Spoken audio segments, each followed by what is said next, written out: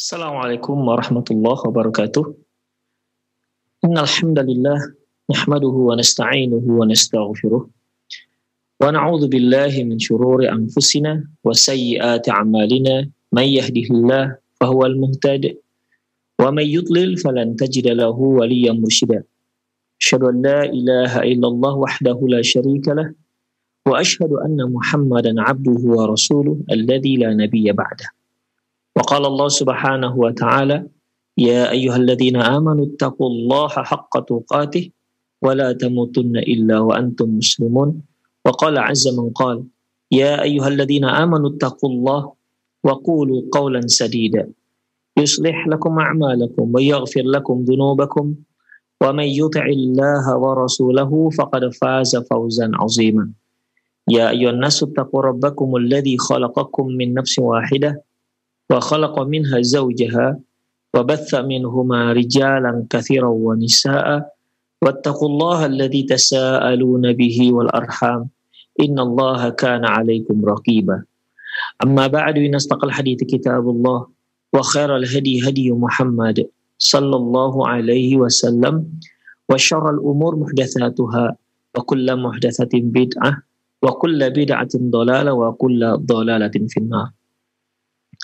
Kaum muslimin dan kaum muslimat, para pemirsa Roja TV dan pendengar radio Roja dimanapun Anda berada, alhamdulillah kembali di pagi hari ini kita bertemu dalam acara perjalanan setelah kematian, di mana di kajian lalu kita telah masuk pada pembahasan terkait dengan adab ataupun siksa dan nikmat kubur.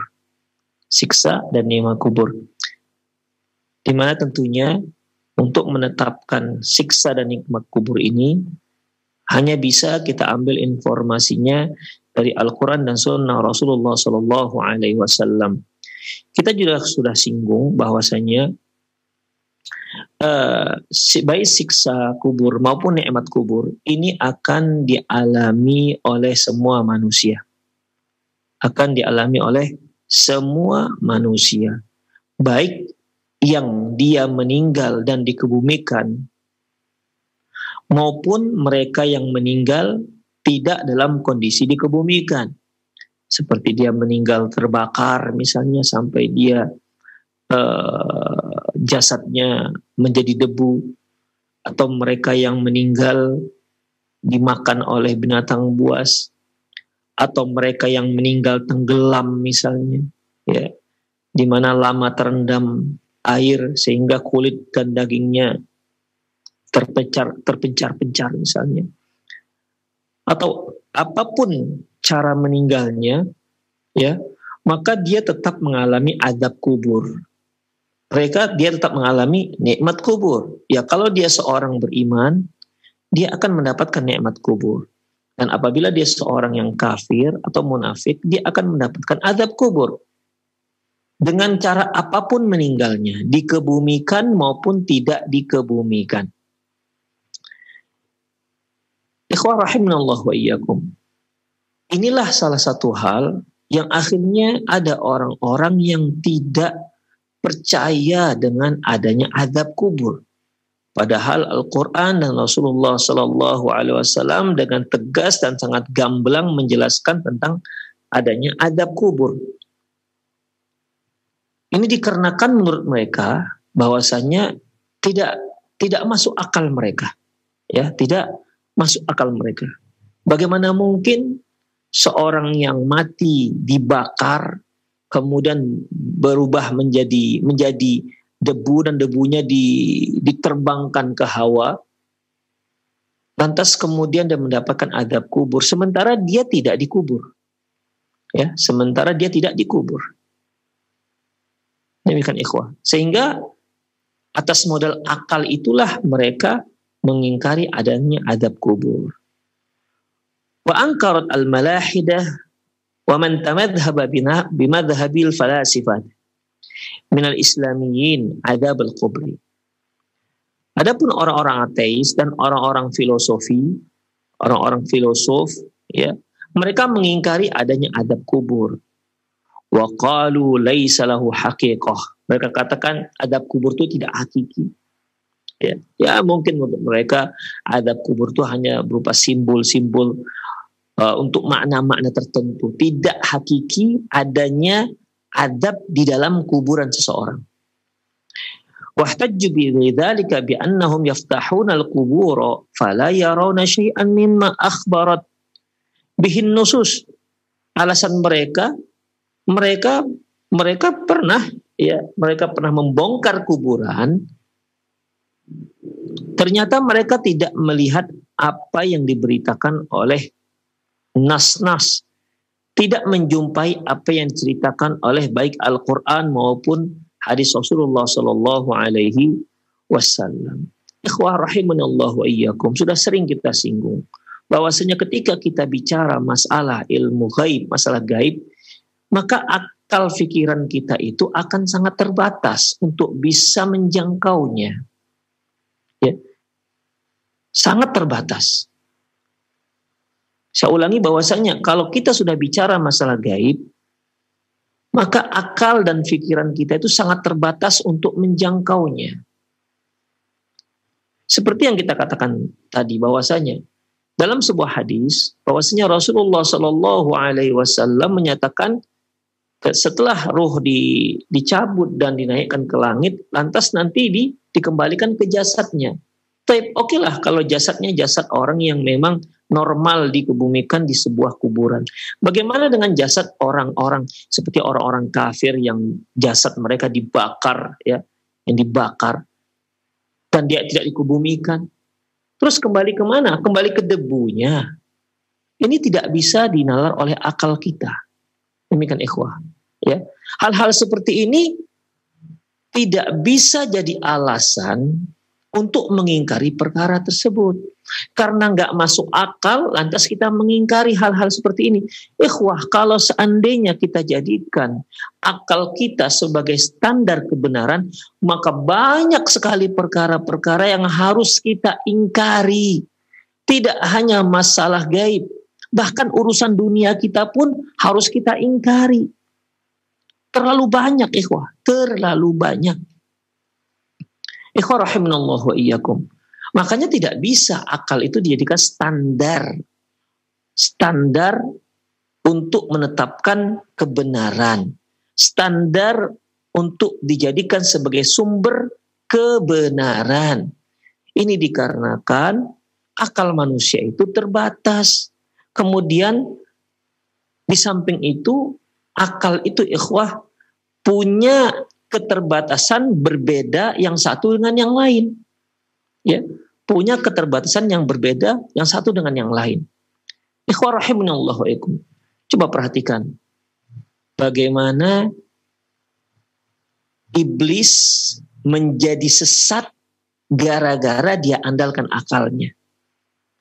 Ketika Allah Subhanahu wa taala katakan kepada si iblis, malaikat, ya, wa idz qulna lil malaikati isjudu li adama fasajadu illa iblis. Ketika kami berkata kepada malaikat, sujud kalian kepada Adam, maka semuanya sujud. Semua malaikat sujud illa iblis, kecuali iblis. Aba wastakbara wa kana minal kafirin. Dia enggan dan dia takabur, tidak mau sujud kepada Adam, padahal Allah Subhanahu wa taala yang memerintahkan. Wa kana minal kafirin, dia mengingkari perintah Allah Subhanahu wa taala. Si iblis mengingkari perintah Allah Subhanahu wa taala. Ketika Allah bertanya, ente iblis kenapa enggak mau sujud? Ma mana'aka alla tasjuda id amartuk. Apa yang menghalangi kamu untuk sujud padahal aku yang perintahkan? Mulailah si iblis menggunakan akal. Dia mencerna, memahami perintah Allah, kelayakan dan tidaknya dengan akalnya. Bayangkan ikhwah, perintah Allah suruh sujud, dia nalar dengan akalnya, apakah layak perintah itu dipatuhi ataukah tidak. Na'udzubillah min dzalik. Apa katanya? Kata si iblis, ana khairum minhu. Aku lebih baik ketimbang si Adam. Apa hujah si iblis? Mengapa dia memiliki kesimpulan bahwasanya dia lebih baik ketimbang Adam? Alasan dia, menurut akal pikiran si iblis, khalaqatani min nar wa khalaqatahu min tin. Karena kenapa aku lebih baik? Karena engkau ciptakan aku dari api dan engkau ciptakan si Adam dari tanah. Menurut akalnya si iblis, ya, menurut nalarnya si iblis, bahwasanya tidak layak sesuatu yang diciptakan dari api sujud kepada sesuatu yang diciptakan dari tanah. Karena apa? Menurut dia api itu lebih mulia dibandingkan tanah. Jadi nggak pantas. Menurut akal dia perintah Allah ini nggak layak untuk dilaksanakan. Kenapa? Nggak pantas, nggak layak. Demikian ikhwah. Jadi seharusnya sebaliknya. Kalau si Adam sujud kepada iblis itu baru pas menurut akalnya si iblis. Na'udzubillah min dzalik. Perintah Allah dinalar kelayakannya dengan akal. Na'udzubillah. Ini sangat berbahaya ikhwah. Orang bisa murtad kalau dia seperti ini bermuamal dengan wahyu Allah Subhanahu wa taala. Kalau dia bersikap terhadap Quran, terhadap hadis Rasulullah SAW dengan seperti ini, maka dia bisa murtad dari agama Islam. Ikhwah rahimanallah wa iyyakum. Ya. Akhirnya coba kita lihat bagaimana gara-gara mengandalkan akal, si iblis kan jadi takabur. Menolak perintah Allah kan takabur. Kemudian ujub, merasa dia lebih hebat. Gara-gara apa? Tuh gara-gara akal. Demikian ikhwah. Kan kalau ada seorang berbuat baik, kemudian dia menganggap dirinya, wah lebih baik dibandingkan yang lain. Itu kan karena akal dia. Padahal belum tentu dia lebih baik daripada orang lain. Demikian. Allah Subhanahu wa taala selalu mewanti-wanti, jangan seperti itu. Jangan menganggap diri lebih baik. Itu gara-gara akal yang keliru. Bukankah Allah Subhanahu wa taala mengatakan, la yaskhar qaumun min qaumin asa ayyakunu khairum minhum wala nisa'um min nisa'in asa ayyakunna khairum minhun. Janganlah suatu kaum meremehkan kaum yang lain. Bisa saja yang diremehkan lebih baik dibandingkan yang meremehkan. Dan janganlah wanita meremehkan wanita lain. Karena bisa saja wanita yang diremehkan lebih baik ketimbang wanita yang meremehkan. Makanya Allah sangat gamblang menyebutkan, fala tuzakku anfusakum. Jangan kalian anggap bersih diri kalian. Huwa a'lamu biman ittaqa. Dia lebih tahu siapa yang lebih bertakwa. Fala tuzakku anfusakum. Jangan kalian anggap bersih diri kalian. Huwa a'lamu biman ihtada. Dia yang lebih tahu siapa yang mendapatkan hidayah dan petunjuk dari Allah Subhanahu wa taala. Ikhwan rahimanallahu iyyakum. Itu gara-gara dia mendewakan akalnya si iblis, muncullah sikap ingkarnya kepada Allah, muncullah takaburnya, muncullah ujubnya. Na'udzubillah min dzalik. Ikhwah. Oleh karena itu, akal jika dijadikan sebagai sumber kebenaran, maka akan menjadi manusia-manusia seperti iblis. Ikhwah rahimanallah wa iyyakum. Oleh karena itu, akal nggak bisa berjalan sendiri. Akal tidak bisa berjalan sendiri. Dia harus dibimbing oleh wahyu. Harus dibimbing oleh wahyu. Harus disipir oleh wahyu. Kalau enggak, dia akan menuju jalan yang sesat. Dan ingat, jalan sesat itu ujungnya adalah neraka jahanam. Jadi kalau menurut mereka bahwasanya azab kubur nggak bisa diterima gara-gara mereka pernah membongkar kuburan, tapi ternyata tidak mereka dapati apa yang disebutkan dalam Al-Quran dan apa yang disebutkan dalam Sunnah Rasulullah Sallallahu Alaihi Wasallam. Jelas ini membantah Al-Quran dan Sunnah dengan akalnya. Demikian ikhwah. Bukan kan si iblis membantah perintah Allah dengan akalnya? Nah ini berhujah dengan seperti itu. Mereka menganggap bahwasanya alam kubur itu sama seperti alam kita di dunia. Mengapa mereka berpikir seperti itu? Karena memang daya nalar kita itu, daya imajinasi kita itu terbatas dengan apa yang ada kita ketahui. Ya. Hanya terbatas dengan apa yang kita ketahui. Lebih daripada itu kita nggak tahu. Itu masih ilmu-ilmu dunia, ikhwah rahimanallah wa iyyakum. Ya. Jadi dia ini membantah adanya azab kubur dengan kenyataan yang menurut mereka itulah sebagai hujah untuk membantahnya. Jelas sangat keliru. Di sini Allah Subhanahu wa taala bicara masalah alam barzakh, bukan bicara masalah alam dunia. Sedangkan alam dunia saja banyak hal yang enggak masuk akal kita. Apalagi alam barzakh. Wa ankara aidha al-khawarij wa ba'dul mu'tazilah. Dan demikian juga masalah adab kubur juga diingkari oleh orang-orang khawarij dan sebagian mu'tazilah. Kad-Durar bin Amr, seperti Durar bin Amr dan Bishr al-Muraisi. Wa khalafahum jami'u ahli sunnati wa aktsarul mu'tazilah. Dan pendapat mereka seperti ini, mengingkari adanya azab kubur, itu jelas diselisih oleh seluruh ahli sunnah. Ahli sunnah meyakini bahwasanya azab kubur itu ada. Loh, kenapa ada? Mudah jawabannya. Kenapa ada?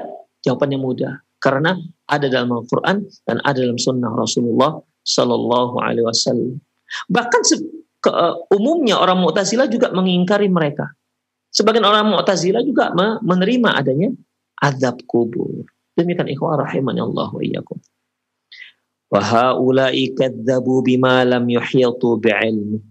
Mereka itu orang-orang yang lancang karena mendustai, tidak mau percaya dengan perkara yang tidak masuk akal dia. Jadi mereka telah menjadikan bahwasanya standar penerimaan kebenaran itu dengan akalnya. وَقَدْ ظَنَّ هَؤُلَاءِ أَنَّ أَبْصَارَهُمْ يُمْكِنُ أَنْ تَرَى كُلَّ شَيْءٍ. Mereka mengira bahwasanya mata mereka itu bisa melihat segala sesuatu. Ikhwah, azinallahu wa iyyakum. Mata kita ini punya keterbatasan. Banyak hal yang nggak bisa kita lihat. Bahkan benda besar sekalipun nggak ada yang nggak bisa kita lihat. Apa itu misalnya? Benda yang ada di balik tembok. Seperti saya berada di studio ini dikelilingi oleh tembok.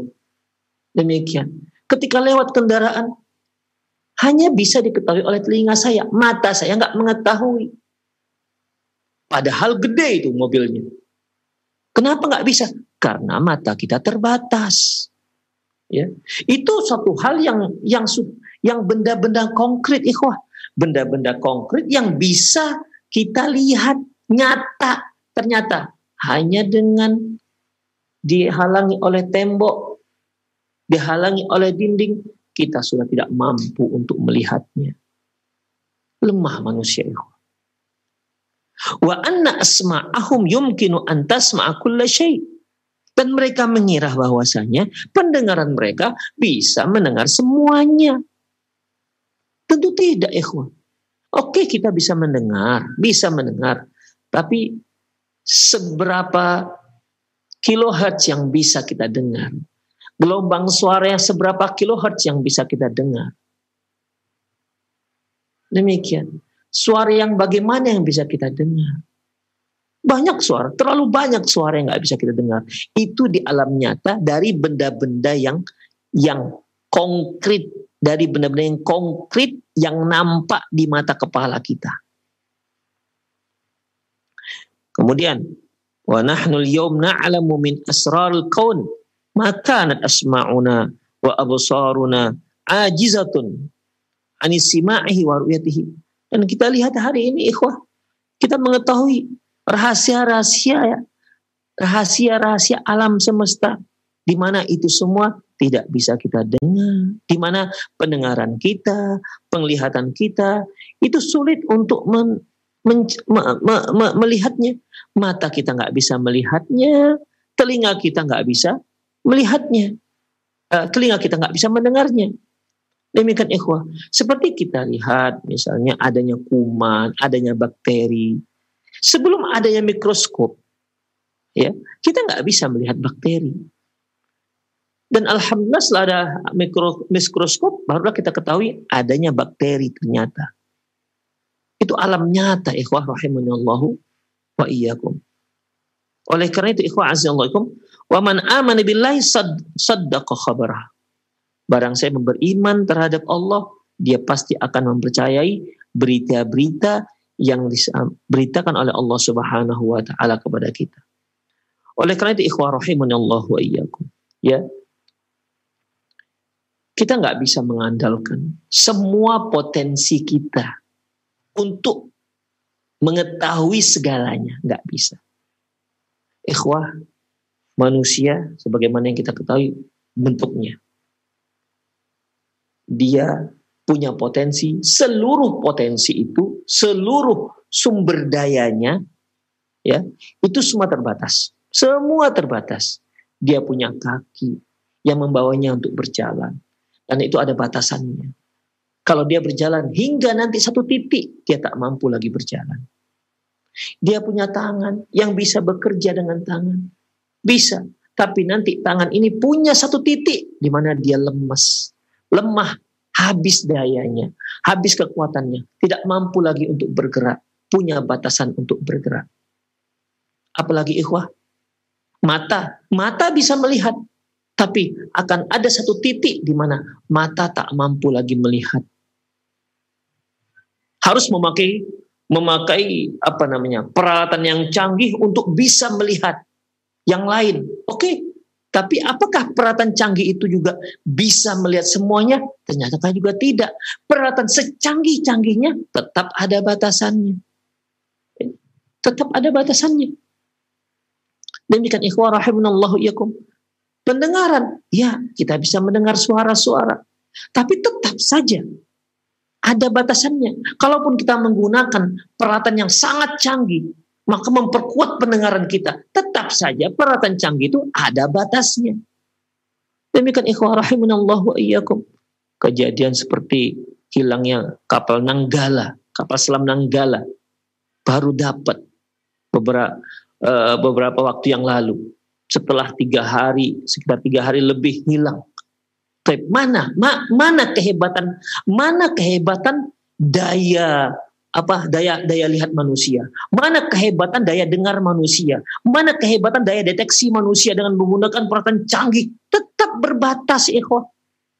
Terbatas. Dengan menggunakan radar lah, apalah namanya, tetap terbatas. Tidak tak terbatas. Tidak tak terbatas, tapi tetap terbatas itu. Buktinya baru dapat. Itu menunjukkan kita itu sangat lemah. Ya. Demikian juga akal. Akal kita itu punya batasan. Terkadang akal seseorang sampai titik B misalnya. Tapi ada orang yang akalnya sampai titik D. Ada lagi sampai titik F, tapi tetap berbatas. Ya, tetap terbatas. Ikhwan rahimanallahu wa iyyakum. Saya berikan contoh, ya. Saya berikan contoh misalnya kondisi sekarang saja kita lihat. Kondisi kita sekarang, ya, di alam teknologi yang sangat canggih yang luar biasa, di mana ikhwah, oke, di hadapan kita misalnya ada MP3 misalnya, ya, MP3, di mana hanya dengan alat yang sangat kecil itu bisa mengeluarkan suara dengan file yang bahkan suara ini bisa terus keluar sampai sekian puluh jam. Hanya dengan sebuah flash disk misalnya. Bayangkan beberapa tahun yang lalu. Bayangkan dengan 20 tahun yang lalu. Kita kalau ingin menyimpan tilawah 30 juz. Saya masih ingat lagi ikhwah. Kita butuh kaset. Kaset itu bisa sampai 30 kaset. Tempatnya besar 30 kali 30 cm. Dan juga harus ada tape recorder. Dan itu gede. Demikian ikhwah rahimanallahu iyyakum. Sekarang hanya dengan kecil saja, Masya Allah. Colokkan dikit, bisa 1 harian dia mengeluarkan suara tilawah selama HP-nya tidak lowbat. Coba ikhwah, itu kemajuan teknologi. Ya, kemajuan teknologi. Sekarang nggak usah teknologi yang sekarang, teknologi yang lama saja. Kaset yang di situ pakai pita, ada side A, side B, kan dulu begitu ya. Ada stereo, ada mono. Tape. Bagaimana cara kerjanya? Tanyakan kepada mereka. Apakah mereka semua tahu? Nggak ada yang tahu. Tapi yang pernah belajar. Ya, saya dulu alumni STM, elektronika komunikasi. Dulu teknologinya masih kaset, di mana di pita kaset itu ada medan magnet. Kemudian medan magnet itu akan menyentuh head. Head inilah yang nanti merubah medan magnet, merubah menjadi listrik. Kemudian listrik dimasukkan ke power ampli-nya. Power ampli mengeluarkan nanti listrik lebih besar. Kemudian listrik tersebut dirubah menjadi suara lagi oleh loudspeaker. Demikian. Itu cara kerjanya, ikhwah. Tapi apakah semua orang tahu ini? Tidak. Tidak kan. Itu teknologi yang sudah sangat lama. Ya. Teknologi yang sudah sangat lama, ikhwah rahimanallah wa iyyakum. Sekarang kan tidak seperti itu. Teknologi yang terbaru. Kita kan biasanya user. Kita hanya bisa memakai. Kita hanya pemakai. Kalau ditanya, kenapa ya kok bisa? Kenapa kok bisa seperti ini? Hanya dengan mencolokkan flash disk, keluar deh suara bisa puluhan jam. Kok bisa ya? Kan gak semua kita bisa menerangkannya. Gak semua kita bisa menjelaskannya. Itu nalar kita. Mungkin orang yang memang ahli di situ, dia bisa menjelaskan. Itu tandanya nalar kita itu terbatas sampai di situ. Nalar dia dalam masalah ini, ya, lebih tinggi dibandingkan kita. Daya imajinasi seorang itu bisa berbeda, ikhwah rahimanallahu wa iyyakum. Sesuai dengan apa yang dia lihat dan sesuai dengan apa yang dia pelajari. Demikian ikhwah azallahu wa iyyakum. Banyak hal di depan kita itu, ya, banyak hal di depan kita tidak bisa kita nalar, kita hanya tinggal make seperti buku nih ya. Buku. Kalau dulu kalau kita mau nulis buku yang bagus, kita dicetak, itu kan pakai mesin tik. Nampaklah itu mata-mata mesin tiknya yang mengetuk karbon, pita karbon, sehingga pita karbon itu yang membentuk huruf-huruf, ya, tek tek tek tek. Nah, sekarang coba jelaskan kepada kita hanya dengan membuat file berupa Word, kemudian masukkan kertas ke printer yang bisa menulis, bahkan bisa menggambar. Coba, apakah semua kita bisa menjelaskan itu semua? Enggak semua yang ahli. Tandanya kita, daya nalar kita berbeda dengan dia. Itu ikhwah, itu perkara-perkara yang ada di hadapan kita, benda-benda yang konkret yang kita pakai setiap hari. Enggak semua kita tahu cara kerjanya. Tak semua kita tahu cara kerjanya.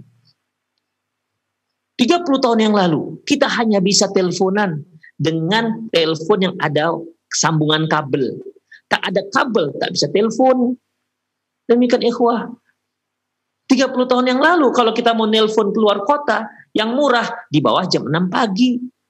Makanya kalau santri-santri mau nelpon orang tuanya, di bawah jam 6 pagi.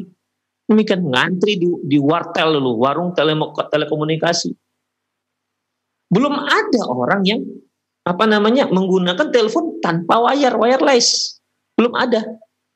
Demikian, kalaupun sudah ada, itu sudah hebatnya luar biasa. Walaupun karena para doktor listrik, ya, bagi mereka teorinya sudah ada sejak 60-70 tahun yang lalu sudah ada teorinya, tapi belum bisa diaplikasikan. Begitulah ikhwah, masalah-masalah di depan kita saja banyak hal yang kita tidak tahu daya nalarnya. Contoh lain ikhwah, ya, contoh lain. Ketika Allah Subhanahu wa Ta'ala menceritakan tentang Nabi Yusuf, ketika itu Nabi Yusuf disuruh keluar di hadapan ibu-ibu pemuka Mesir, di mana disiapkan di hadapan mereka buah dan pisau. Mereka sedang sibuk mengupas buah yang ada di hadapan mereka dengan pisaunya. Kemudian ketika Nabi Yusuf berjalan di hadapan mereka, falamma ra'ainahu, ketika mereka melihatnya, akbarnahu, mereka terperanjat. Wa qatta'na aydiyahun, kemudian Mereka terkesima dan terpesona dengan kegantengan Nabi Yusuf. Waqatta'na aydiyahun, dan saking terpesonanya terpotong, teriris tangan mereka. Yang tadinya dia sedang mengiris buah-buahan yang ada di tangan mereka, tanpa mereka sadari mereka sudah mengiris tangan mereka sehingga berdarah. Wa qulna hasya lillahi ma hadza basyara in hadza illa malakun karim. Kata mereka, ini bukan manusia, ini adalah malaikat yang mulia. Demikian ikhwah, coba kalau kita bayang-bayangkan seberapa sih kegantengan Nabi Yusuf sampai tangan teriris tak terasa. Demikian ikhwah. Ya. Kalau sekarang seganteng-gantengnya orang ikhwah, ya tetap saja terasa walaupun terkena jarum. Apalagi kalau seorang akhwat sedang lapar, disuguhkan makanan yang enak, dia sedang lapar, lewat cowok ganteng, udah mana peduli dia mau cowok ganteng, ini lebih utama makanannya. Demikian ikhwah. Jadi sekarang masalahnya, siapa yang bisa membayangkan tuh wajah Nabi Yusuf yang sampai seperti itu? Ya, yang sampai seperti itu. Itu kenyataan, ikhwah. Itu kenyataan yang terjadi. Itu masih ada di alam dunia loh, ikhwah. Masih ada di alam nyata kita sekarang, di alam kita ini. Masih banyak hal-hal yang kita tidak tahu. Demikian. Makanya daya manusia itu punya potensi yang berbeda-beda. Ya, berbeda-beda. Dan dia punya batas akhir, di mana setelah batas ini, nalar kita tidak mampu lagi untuk memikirkannya. Tidak mampu. Jadi bagaimana? Setelah ini hanya ada apa? Keimanan kepada Allah Subhanahu wa taala. Jika ada sumbernya dari wahyu dan sunnah Rasulullah sallallahu alaihi wasallam. Demikian ikhwah.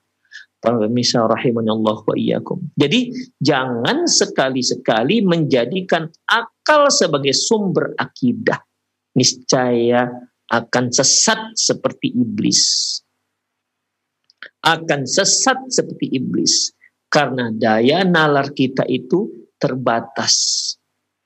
Ya, banyak hal yang nggak bisa kita nalar. Bagi siapa yang menjadikan ini sebagai akal, sebagai sumber, sebagai acuan, sebagai standar kebenaran, maka dia termasuk pengikut iblis. Ya. Dan alasan iblis yang mengatakan bahwasanya api lebih baik dibandingkan tanah, ini juga bisa dibantah sebenarnya. Ya, waktu itu daya nalar iblis mengatakan bahwasanya api lebih baik dibandingkan tanah. Kalau kita katakan, siapa bilang api lebih baik daripada tanah? Siapa yang bilang? Siapa yang mengatakan? Bisa kita katakan bahkan tanah lebih baik dibandingkan api.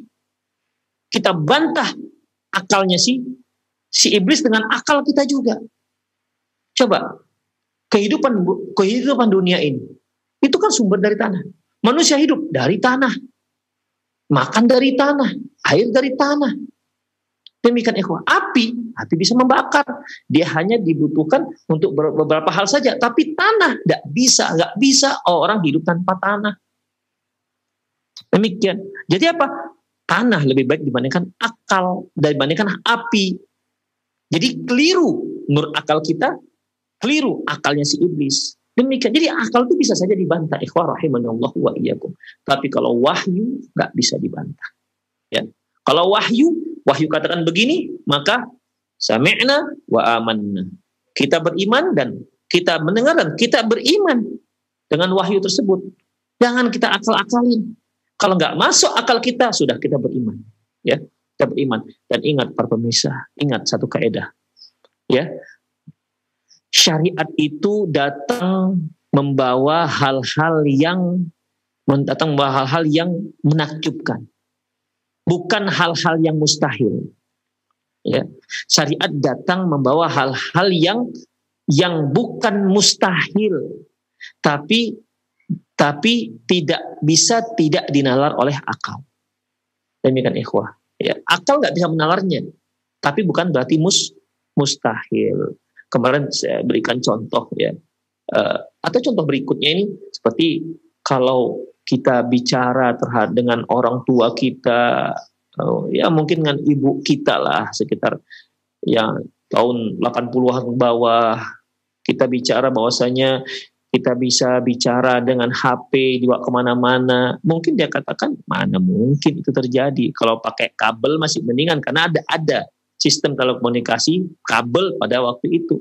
Nggak usah jauh-jauh, mungkin 30 tahun lalu atau 40 tahun yang lalu. Demikian.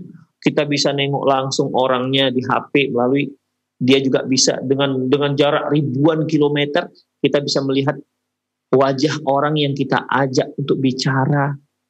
Kalau 40 tahun yang lalu, nggak usah jauh-jauh dah. Ya, 40 tahun yang lalu itu masih aneh, ya. Masih aneh. Mungkin orang akan mengatakan, nggak mungkin itu terjadi. Sekarang sudah terjadi. Demikian ikhwah. Oleh karena itu sekali lagi ikhwah, rahimanallahu wa iyyakum, jangan jadikan akal sebagai sumber akidah. Kita akan rusak dibuatnya. Ya, bukan berarti syariat mematikan akal, enggak. Syariat menghormati akal, tapi akal perlu disitir, perlu perlu dikendalikan dengan syariat, sehingga dia tidak keluar dari jalur yang diinginkan oleh Allah Subhanahu wa taala. Waqad waradat isyaratun fil Qur'ani tadullu ala adzabil qabri. Di dalam Al-Qur'an sudah ditunjukkan, ya, disebutkan yang menunjukkan adanya adab kubur. Waqad tarajjama al-Bukhari fi kitabil al-janaizi di adabil qabri, dan Imam Al-Bukhari juga membuat satu bab dalam kitab janaiz, dalam kitab jenazah, yaitu tentang adab kubur. Faqala, beliau katakan, babun ma jaa fi adabil qabri, bab tentang adab kubur. Wasaqa fi tarjamati qaulihi ta'ala, dan beliau mencantumkan firman Allah Subhanahu wa taala, idzal zalimuna fi ghamaratil maut, ketika orang-orang zalim berada dalam kesakitan sakaratul maut, wal malaikatu basitu aidihim, sementara malaikat memukul-mukul mereka dengan tangan mereka. Akhriju anfusakum, keluarkan diri kalian. Artinya malaikat memukul orang-orang kafir, memukul orang-orang zalim, ya, agar nyawa keluar. Karena ikhwah, orang-orang zalim, orang-orang kafir, ketika dia mau meninggal, ya, ketika dia mau meninggal, malaikat kan sudah kasih tahu bahwasanya dia akan mendapatkan kemurkaan Allah Subhanahu wa taala. Makanya ruhnya nggak mau keluar. Ya. Makanya ruhnya tidak mau keluar. Jadi dia dipaksa untuk keluar, dipaksa ditarik. Dipukullah orang, dipukul supaya apa? Itu ruh supaya keluar. Akhriju anfusakum. Baik, keluar kalian dari jasad. Al-yauma tujzauna adzabal hun. Hari ini kalian akan mendapatkan balasan adab yang hina. Allah Subhanahu wa ta'ala firman, kemudian beliau juga menyebutkan firman yang lain, sanu'adzibuhum marrataini tsumma yuradduna ila adzabin 'adzim, dan kami akan mengadab mereka, menyiksa mereka 2 kali, kemudian mereka akan dikembalikan kemudian di hari kiamat nanti, maksudnya akan dikembalikan di adab yang lebih besar. At-Taubah 101. Allah Subhanahu wa ta'ala juga firman, wa haqa bi ali fir'aun su'ul adab, dan akan ditimpakan kepada keluarga Fir'aun adab yang sangat dahsyat. Ay an-naru yu'raduna 'alaiha ghuduwan wa 'ashiyya, dan mereka akan ditunjukkan api neraka pada pagi dan sore hari. Wa yauma taqumus sa'ah, dan pada hari kiamat, adkhilu ala fir'auna asyaddal adab, dan di hari kiamat masukkan keluarga Fir'aun ke dalam adab yang sangat dahsyat.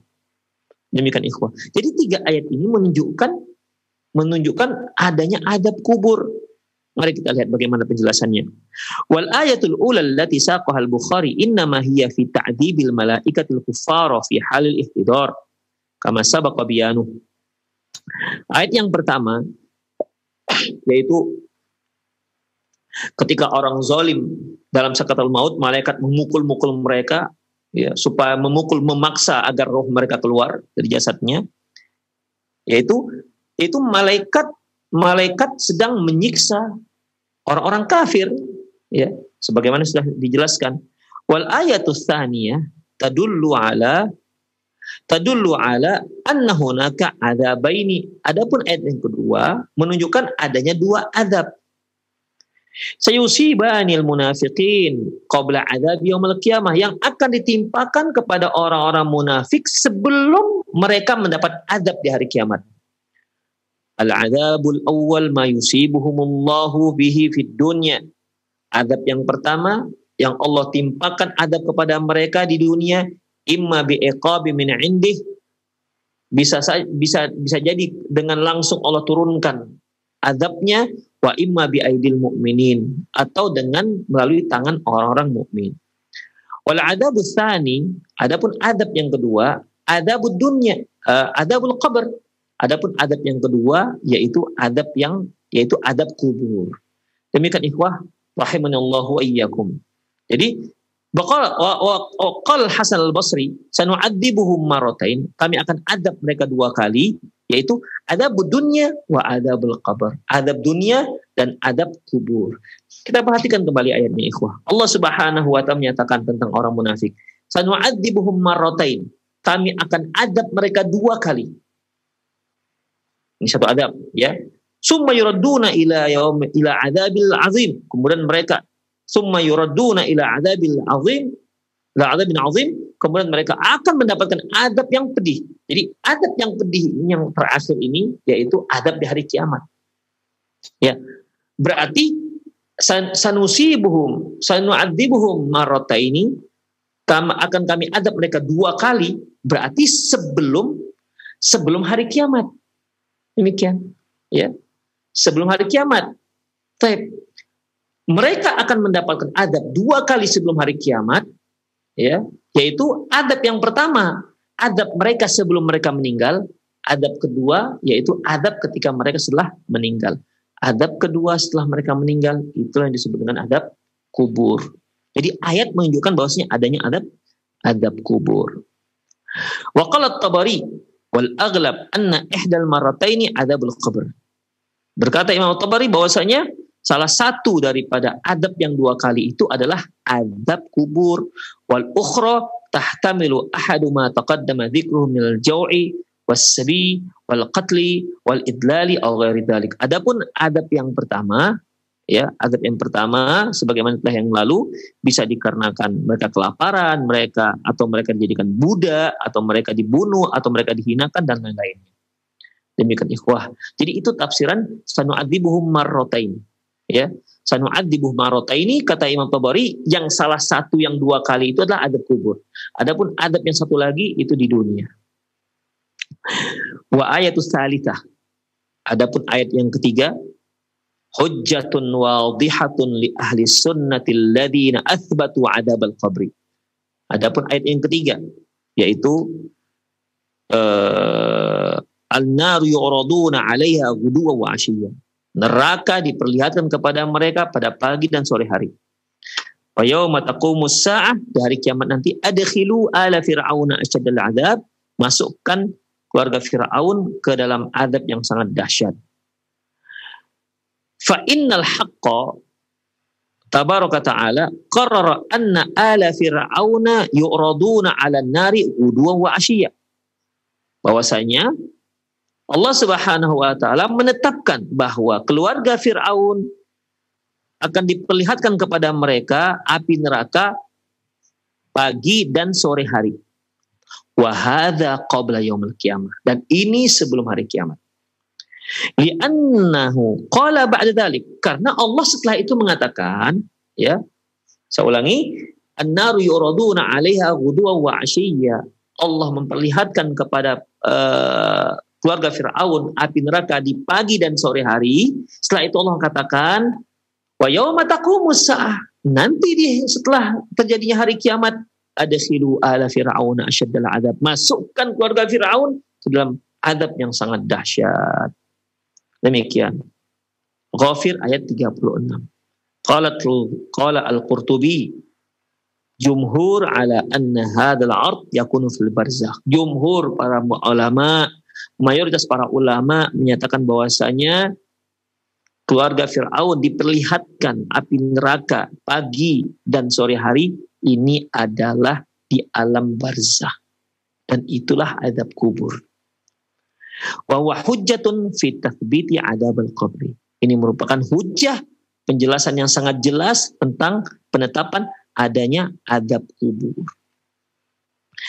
Wa minal isyaratil qur'aniyatil wadhihatid dalati ala fitnatil qabr wa adabihi Di antara isyarat yang disebutkan, isyarat yang wadih, yang jelas dalam Al-Quran tentang fitnah kubur, tentang fitnah dan adab kubur, yaitu firman Allah Subhanahu wa taala, "Yuthabbitullahu alladhina amanu bil qawli tsabit fil hayati dunya fil akhirah."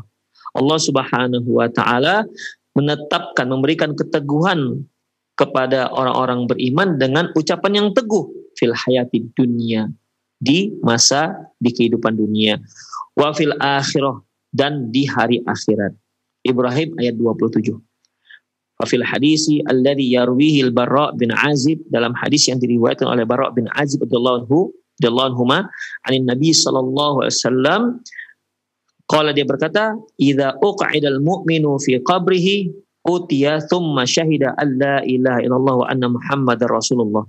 Apabila orang mukmin didudukkan dalam kuburannya, kemudian dia pun didatangi, lantas dia akan bersaksi tiada ilah yang berhak disembah kecuali hanya Allah dan Muhammad Rasulullah. Fadzalika qauluhu, inilah firman Allah, yutsabbitullahu alladhina amanu bil qawli tsabit. Allah meneguhkan orang-orang beriman dengan ucapan yang teguh, yaitu ucapan la ilaha illallah.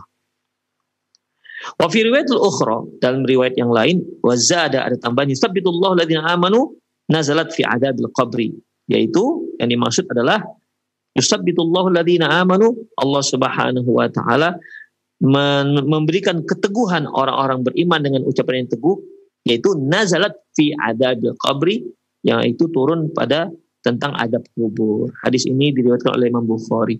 Jadi jelaslah ikhwah rahimanallahu wa iyyakum tentang adab kubur. Adab kubur itu hakiki, ada, ya, dan tidak bisa diingkari lagi. Dalam Al-Quran sudah sangat jelas, ya, disebutkan Allah Subhanahu wa taala. Allah isyaratkan tentang adab kubur. Tadi pertama yaitu surah Al-An'am ayat 93, kemudian At-Taubah ayat 101, surat Ghafir atau surat Mukmin, ya, ayat 44 sampai 45. Demikian juga surat Ibrahim ayat 27. Allah Subhanahu wa taala menyebutkan adanya adab kubur. Ikhwah rahimanallahu wa iyyakum. Terus kalau kita ingkari, apa yang akan terjadi pada akidah seseorang? Mengingkari firman Allah Subhanahu wa taala. Coba kita lihat lagi. Bagaimana pula dengan hadis Rasulullah sallallahu alaihi wasallam? Sebagaimana kita harus konsisten bahwasanya hadis yang kita utarakan adalah hadis yang sahih, yang dhaif enggak usah dipakai. Apalagi ini terkait dengan masalah akidah, harus hadisnya hadis yang sahih. Di antaranya ikhwah, hadis yang diriwayatkan oleh Imam Muslim dari Aisyah radhiyallahu anha. Qalat, dia berkata, dakhalat alayya ajuzani min ujuzi Yahudil Madinah, bahwasanya ada dua orang nenek-nenek bertandang ke rumah Aisyah radhiyallahu anha.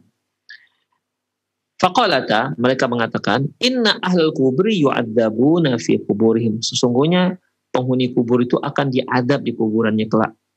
Qalat fakadzabtuhuma wa lam un'am an usaddiqahuma, dan aku tak bisa menerima ucapan mereka tersebut, dan aku juga aku mendustai ucapan mereka, dan aku juga nggak bisa menerimanya, nggak bisa membenarkannya. Setelah itu fakharajata, maka dua nenek-nenek ini pun keluar. Wa dakhala Rasulullah SAW, setelah itu masuklah Rasulullah SAW. Jadi ada satu hal yang ganjal, apa betul ada azab kubur? Nah, begitu. Apa betul dikatakan dua nenek-nenek Yahudi itu? Faqultu lahu, maka aku pun bertanya kepada Rasulullah, ya Rasulullah, inna ajuzaini min ujuzil Yahudil Madinah dakhalata alayya. Ya Rasulullah, tadi ada dua nenek-nenek Yahudi, dia bertandang ke rumahku. Faza'amata anna ahlal kuburi yu'adzabuna fi kuburihim. Mereka mengatakan bahwasanya penghuni kubur akan diadab dalam kuburan mereka. Faqala sadaqta. Apa kata Rasulullah? Betul tuh nenek-nenek. Betul apa yang dikatakan dua nenek Yahudi tersebut. Innahum yu'adzabuna 'adzaban tusmi'uhul bahaim. Sungguhnya mereka akan diadab dengan adab yang didengar oleh hewan-hewan. Jadi ikhwah, jeritan penghuni kubur yang sedang diadab ternyata didengar oleh hewan-hewan. Ya, didengar oleh hewan. Hewan mendengar ada teriakan, terangan, kesakitan didengar oleh hewan. Tusmi'uhu al-bahaim. Itu tasma'uhu ya. Tasma'uhu al-bahaim. Didengar oleh hewan-hewan. Qalat, apa kata Aisyah? Fama ra'aituhu ba'du fi sholati illa yata'awwadhu min adzabil qabri. Sejak saat itu aku tidak melihat Rasulullah setelah sholat kecuali beliau berdoa pada Allah berlindung dari adab kubur. Kemudian ikhwah, selanjutnya dalam Sahih Bukhari dari Asma binti Abi Bakar radhiyallahu anha, qalat, dia berkata, qama Rasulullah sallallahu alaihi wasallam khatiban. Nabi sallallahu alaihi wasallam berdiri berkhutbah, fadzakara fitnatal qabri allati yuftinu fiha al-mar'u.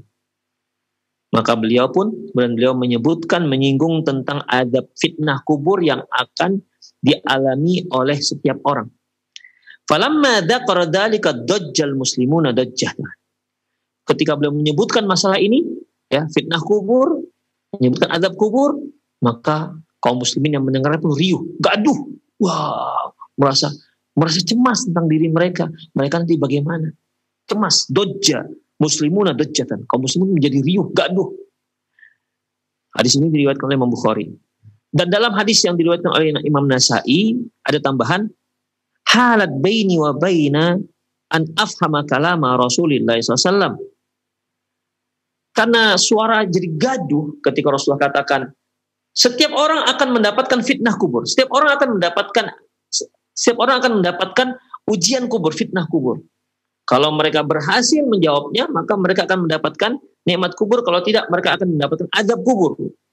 Rame, ya, rame kaum muslimin waktu itu ketika mendengar statement dari Rasulullah Sallallahu Alaihi Wasallam. Tetapi permasalahannya, ya, Asma binti Abi Bakar karena ribut, rame jadinya, ya, rame, dia nggak begitu paham tentang apa yang diucapkan Rasulullah SAW. Falamma sakanat dajjatuhum, ketika sudah reda gaduhnya, riuhnya, qultu li rajulin qaribun minni, maka aku pun bertanya kepada seorang yang di dekatku, ai barakallahu lak, ya, semoga Allah memberkatimu. Mada qala Rasulullah SAW akhir qawlihi. Sebenarnya apa sih yang diucapkan Rasulullah di akhir ucapannya? Kok sampai orang rame begitu kira-kira? Qala qad uhiya ilayya, beliau mengatakan qad uhiya ilayya, baru saja diwahyukan kepadaku, annakum tuftanuna fi quburi qariban min fitnatil dajjal. Sesungguhnya kalian akan mendapat fitnah kubur seperti fitnah dajjal. Sebagaimana fitnah dajjal pasti akan datang, demikian juga fitnah kubur juga pasti akan menimpa, pasti akan dijalani oleh semua orang tanpa terkecuali.